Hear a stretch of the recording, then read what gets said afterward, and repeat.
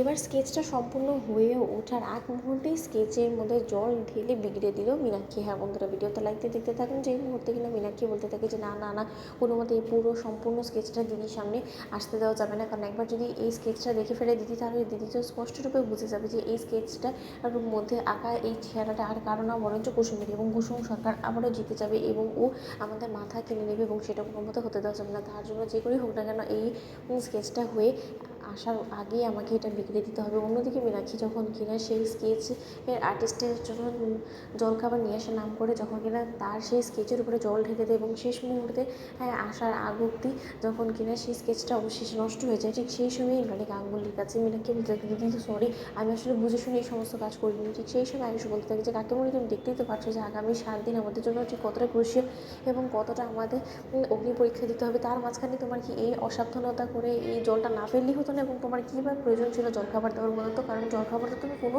জীবনেও কোনো গেস্টদেরকে তুমি নিজে থেকে সার্ভ করনি, বরঞ্চ এবারে কাজের লোকেরই সমস্ত কিছু করেছে। আজও নয় কুসুমের উপরে তুমি দায়িত্বটা ছেড়ে দিতে, নাকি কাকিমণি তুমি ইচ্ছাকৃতভাবে এই স্কেচটা হয়ে আসতে দিতে চাওনি? তার কারণ তুমি খুব ভালো করে জানো যে হয়তো এই স্কেচটা যদি পুরোপুরি হয়ে আসে, তাহলে হয়তো আমরা সম্পূর্ণরূপে জানতে পেরে যাবো যে এই ব্যক্তিটা ঠিক কী।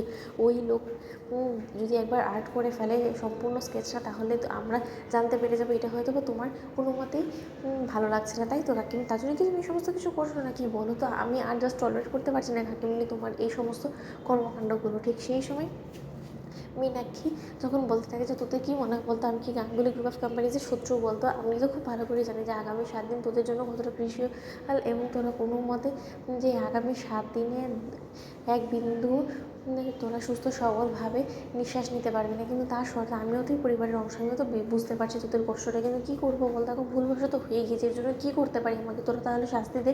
অন্যদিকে আয়ুষকে যখন ইন্দ্রাণী গাঙ্গুলি বলতে থাকে যে আয়ুষ হয়তো বা ঈশ্বরেরও এটার মধ্যে ইশারা নেই, হয়তো বা ঈশ্বরই চায় না যে এখন আমাদের সামনে সেই নামটা আসুক, তুমি বরঞ্চ ছেড়ে দাও। ঠিক সেই সময় মীনাক্ষী যখন কিনা দেবলিনাকে ফোন করে বলতে থাকে যে দেবলিনা, তুমি জানতে চাইবে না যে এই মূলত তুমি আজকে যে অ্যাডভোকেটকে নিয়ে এসে কপিরাইটের যে লিগেল নোটিশটা তুমি আয়ুষের হাতে তুলে দিয়েছো, তাহলে তোমার তো এটাও জানার প্রয়োজন যে যার নামে কিনা তুমি লিগেল নোটিশটা পাঠিয়েছো সেই ব্যক্তিটার ঠিক আসলে কী, এবং কার এবার লোগোটা রাতুল আমাদেরকে দিয়েছিল, কার চোখের সেটা নমুনা, তুমি সেটা জানতে চাইবে না? ঠিক সেই সময় দেবলিনা বলতে থাকে যে কে? ঠিক সেই সময় নাকি বলতে থাকে যে কে? আবার আমাদের কুসুমেরই চেহারা ছিল এটা, এবং কুসুমেরই চোখের ছবি লোগো হিসেবে গাঙ্গুলি পরিবারে ব্যবহার করা হচ্ছে, এবং সেটা প্রমাণ রাতুল মৃত্যুর আগে দিয়ে গিয়েছে একটা পেন ড্রাইভের মধ্যে, সেটা আমাকে পুলিশ এসে হ্যান্ড ওভার করে দিয়ে গিয়েছে। তুমি বুঝতে পারছো?